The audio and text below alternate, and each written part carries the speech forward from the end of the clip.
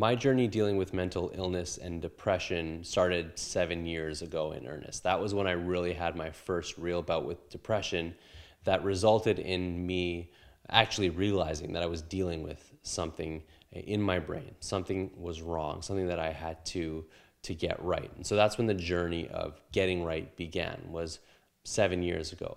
And in that 7 years, I have gone up and I've come back down, and I've learned a lot. And I consider myself way better off today than I was 7 years ago. And that's despite the fact that to this day, I'm still dealing with the things that I dealt with 7 years ago. And specifically, I at times now feel as bad as I did 7 years ago. But that's not to say that I haven't made progress. And the reason why I feel like I have made progress and that I am way better off today than I was 7 years ago is that, for one, the bouts that I have don't last as long. They don't impact me as much. And two, I know how to get past them. And having the knowledge to do so is calming, and it's encouraging, and it actually inherently helps me get through them without doing anything. But there is a lot that you can do, and the main reason why I feel like I'm better off is because of something that I've started to call the well theory, just because it sounds cool, but it actually kind of makes sense when you consider a well. The things that people have still to this day to get water, to get clean water, or maybe not clean water, just water, because they probably have to boil the water. But anyways, a well in someone's backyard. You send a pail down underground, you bring it back up, and it's full of water. And oftentimes for that pail to come back up with water, it has to rain. The well needs to be filled up with water. That's the type of well that I'm talking about, not the well theory and the feeling well theory, but it's related. So imagine yourself in a well. You're trapped in a well. You can't get out. That's me or you living with mental illness. So it's not raining. The well is empty, but you're trapped. It's not a great existence, but you're still living. And sometimes people will come and throw you food. They don't know how to get you out. They don't have the tools to get you out. Just go with me here. So you're stuck in this well, but you're still living. So it's a crappy existence. You kind of wish you weren't living that existence, but you've basically come to the fact and accepted it that you are. This is your life. You live in a well. So that's my life with depression. But what I've learned over time is that when it rains, that's consider that about with depression. The well starts to fill up, and you being in that well, it's not a great experience. It's getting muddy. It's cold. It's wet.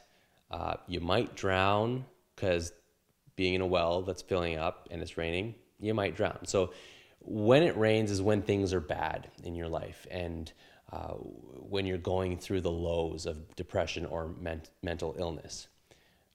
But what happens, and you got to go with me here because I know the science has to work out for someone when it rains to be able to float in the water. But imagine that when it rains, the well is filling up.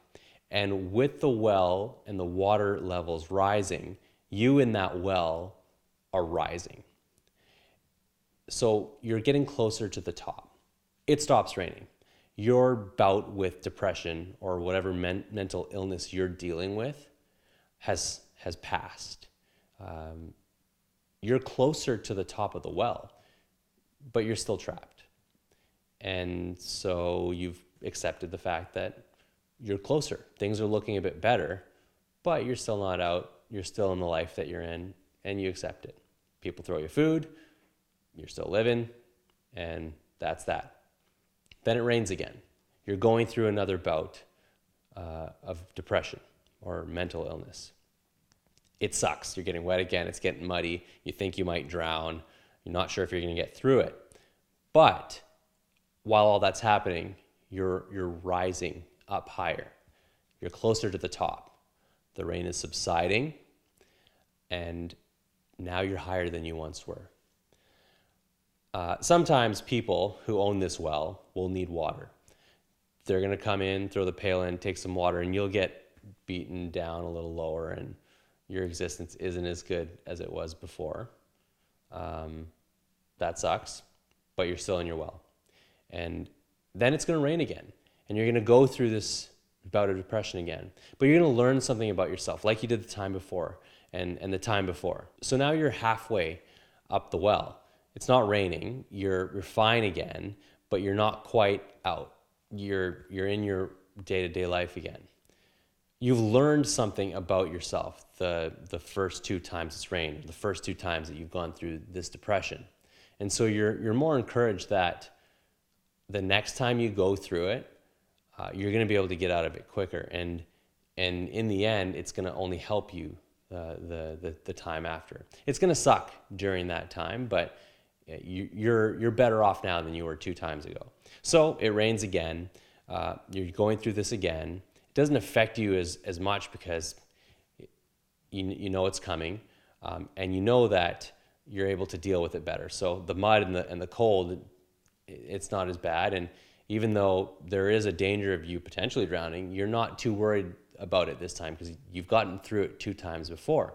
And now, the 3rd time, you're almost at the top.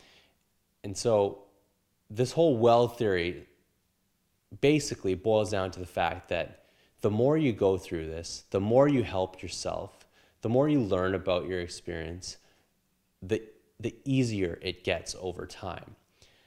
Am I out of my well just yet? I don't think I am. Do I feel today that a day in the future I might be able to be out of the well? I do. I truly believe that if it rains a couple more times, I will be at the top of the well and I'll be able to climb out. Now, that's not to say that I'm not going to go run around for a little while and live a great life, nice and free, and then fall into a well again. And that well might be half full, it might be 3/4 full, it might be empty, I don't know. But I truly believe that having gone through what I did, having learned through what I did through those experiences, I am close to the top of my well, and people like me who are dealing with these things can be too. It's just a matter of continuing to persevere, to realize that you have learned that there are tools that you have at your disposal that hopefully have worked for you in the past that you can employ and that can help you get through the next time, and hopefully one day help you climb out of that well and stay out of that well. So I hope that made sense. It's something that's been in my head for a little while.